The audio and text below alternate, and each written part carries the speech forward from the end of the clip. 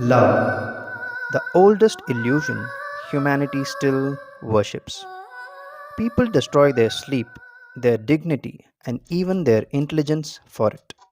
And Francis Bacon saw this centuries ago, not as a poet, as a man watching human beings willingly walk into the emotional fire. It is impossible to love and to be wise, said Bacon. With this one sentence, the entire generation becomes uncomfortable because modern people do not truly want love. They want obsession. That is where Bacon begins. The moment a person becomes obsessed, they stop seeing reality. They begin surviving emotionally on replies, attention, validation.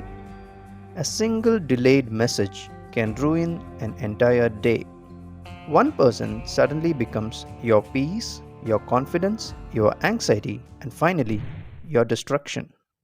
That is not love, that is psychological dependence. And Francis Bacon hated dependence because obsession weakens judgment. A distracted mind cannot build greatness. That is why Bacon says great spirits and great business rarely survive under the rule of passion.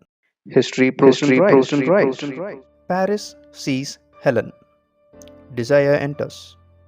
Troy burns. Thousands die because one man mistook attraction for destiny. And humanity still repeats this pattern. Different century, different technology, but the same old emotional illusion.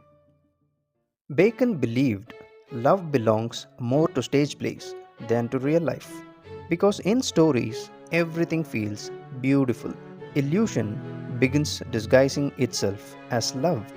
Even today, films romanticize obsession, poetry romanticize suffering, but real life carries real consequences. That is why he compares love to the siren and fury of Greek and Roman mythology. The siren seduces, the fury destroys. Firstly, love flatters the ego, then slowly it begins consuming the mind itself.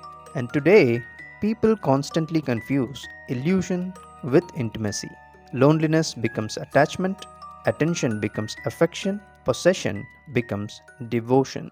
And when desire begins to overpower reason, love slowly surrenders itself to lust.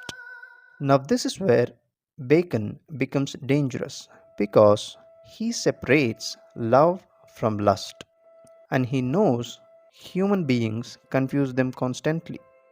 Lust burns quickly, love endures quietly. But modern culture worships lust.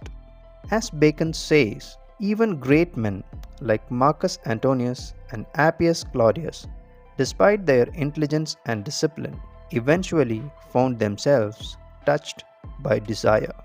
Which means nobody is fully safe from desire. Not philosophers, not kings, and of course, not even you.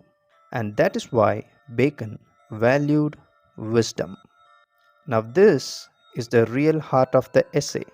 Francis Bacon was not attacking love, he was defending intelligence. Because once emotion controls thoughts, human beings become blind willingly. And the modern world is filled with blind people pretending to be in love. People abandon ambition for attention, trade dignity for temporary affection, and slowly lose themselves trying to escape loneliness. Bacon feared this loss of self because wisdom means to feel deeply without destroying yourself emotionally, to love without becoming a prisoner. And so finally, Bacon leaves us with one of the greatest lines in the essay, which means marriage builds civilization, friendship refines the soul, but uncontrolled desire destroys human dignity.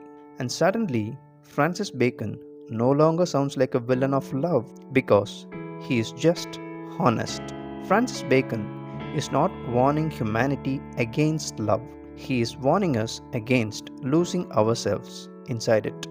Because true love should deepen the human mind, not destroy it. And perhaps that is the wisdom hidden inside this essay.